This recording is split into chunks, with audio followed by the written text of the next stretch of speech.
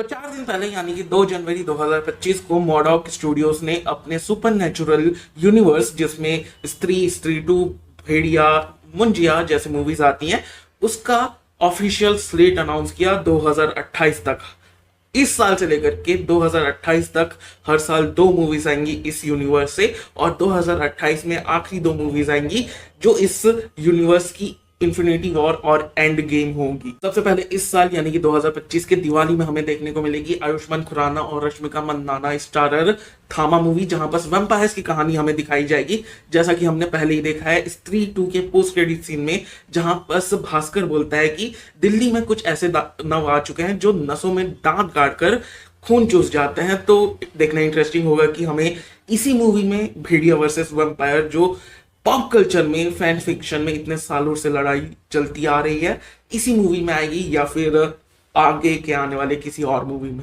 उसके बाद 2025 के आखिर में हमें देखने को मिलेगी शक्ति शालिनी, जिसके बारे में हमें कुछ भी नहीं पता है, एब्सोल्युटली नथिंग, सिवाय इस चीज के कि शायद इस मूवी में हमें कियारा आडवाणी देखने को मिल सकती है।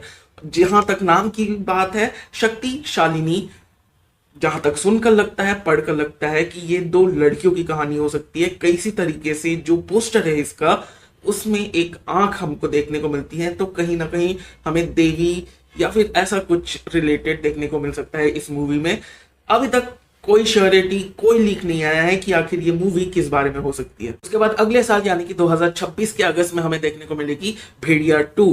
अब भेड़िया 2 देखने में इंटरेस्टिंग होगा क्योंकि स्त्री 2 के पोस्ट क्रेडिट सीन में ये इस्टेब्लिश किया था कि भास्कर लड़ने जाने वाला है उन दिल्ली वाले वैम्पायर से। तो क्या यहाँ पर उसकी कहानी कंटिन्यू होगी, और जो थामा मूवी है वहां पर सिर्फ और सिर्फ फोकस किया जाएगा वैम्पायर्स के ऊपर, और उसके आगे की कहानी वैम्पायर वर्सेस भेड़िया हमें इस मूवी में देखने को मिलेंगे। इसे डायरेक्ट किया था पहली मूवी को कम से कम अमर कौशिक ने, लेकिन अब जबकि इतना सारा स्लेट आ चुका है तो आई डाउट कि अमर कौशिक डायरेक्ट कर पाएंगे इस मूवी को, क्योंकि हाँ, उनके कंधों पर बहुत ज्यादा जिम्मेदारी आ चुकी है। उसके बाद 2026 के दिसंबर में हमें देखने को मिलेगी मूवी चामुंडा, जहां पर जितना रिपोर्ट्स बताते हैं इस मूवी की लीड होंगी आलिया भट्ट। अब कैसे क्या होगा हमें कुछ नहीं पता इस मूवी से रिलेटेड, लेकिन जहां तक नाम चाहता है चामुंडा का, तो ये पुरानी कहानी है जहां पर माँ देवी लड़ती हैं 2 असुर से, चांद और मुंडा, और उनको हराने के बाद एक नया राक्षस बनता था चामुंडा नाम से, और उसकी यहाँ लोर चलता आ रहा है। तो क्या उससे रिलेटेड होगी या फिर ये कुछ और ही है, किसी और ही फोकलोर से लिया हुआ, ये देखना इंटरेस्टिंग होगा। उसके बाद 2027 के अगस्त में हमें देखने को मिलेगा स्त्री 3। अगेन पहली 2 मूवीज अमर कौशिक ने डायरेक्ट की थी, तीसरी मूवी भी शायद अमर कौशिक ही डायरेक्ट करेंगे, लेकिन जितनी जिम्मेदारी, इस पूरे यूनिवर्स की जिम्मेदारी मेन जो करता धरता है इस यूनिवर्स की, वो कहा जा सकता है कि अमर कौशिक है। तो क्या वो एक के बाद एक हर साल ऐसी मूवीज डिलीवर कर पाएंगे, क्या डायरेक्ट कर पाएंगे, या फिर वो फोकस करेंगे जो फाइनल बैटल्स हैं 2028 की मूवीज में, उसका वो 100% देना चाहेंगे। ये इंटरेस्टिंग होगा। मैं चाहूंगा कि वो किसी और को ये जिम्मेदारी दें, जहां पर वो भेड़िया 2 और स्त्री 3 को किसी और को डायरेक्ट करने दें और सुपरवाइज करें, ऑब्वियसली, क्योंकि वो सारे कैरेक्टर्स को अच्छे से जानते हैं, सुपरवाइज करें, लेकिन वो अपना पूरा फोकस दें आखिरी मूवीज पे। उसके बाद 2027 के दिसंबर में हमें देखने को मिलेगा महामुंजिया। अब ये देखना इंटरेस्टिंग होगा कि महामुंजिया आखिर क्या वो और ज्यादा शक्तिशाली होगा या फिर वो और ज्यादा मैच्योर होगा, क्योंकि अभी जो मुंजिया को हम जानते हैं वो 13-14 साल का बच्चा है, और कहीं ना कहीं उसकी शक्तियां उतनी अच्छी तरीके से वो यूज नहीं कर सकता। वो बस लोगों को परेशान करने के लिए अपनी शक्तियां यूज कर रहा था।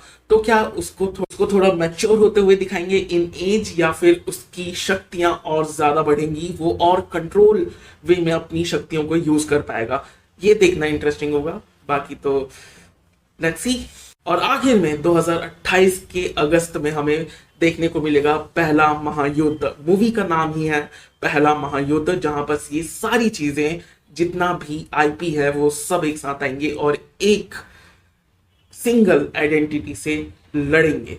और यहां पर वो आइडेंटिटी हो सकती है, ऑलमोस्ट कंफर्म ही है, अक्षय कुमार का कैरेक्टर, क्योंकि अभी अभी स्काई फोर्स का जो प्रीमियर हुआ था, ट्रेलर जहां निकाला गया था, उसके इंटरव्यू में ऑलमोस्ट दिनेश विजान जो कि मॉडॉक स्टूडियोज के मेन ओनर और प्रोड्यूसर है, उन्होंने ऑलमोस्ट कंफर्म कर दिया कि अक्षय कुमार ही होने वाले हैं इस सुपर नेचुरल यूनिवर्स के थैनोस। और उसके बाद जो कि मुझे लगता है कि एक बुरा आइडिया है, पहले महायुद्ध के ठीक 2 महीने बाद ही दूसरा महायुद्ध रिलीज करने का प्लान कर रहे हैं इन लोग, जो कि मुझे गलत आइडिया लगता है, क्योंकि लोगों को एक ब्रीदर टाइम चाहिए। पहली मूवी को टेक इन करने के लिए, उसको समझने के लिए लोगों को टाइम चाहिए। अगर सिर्फ 2 महीने बाद ही रिलीज कर दिया जाएगा तो एक गलत डिसीजन हो सकता है ये।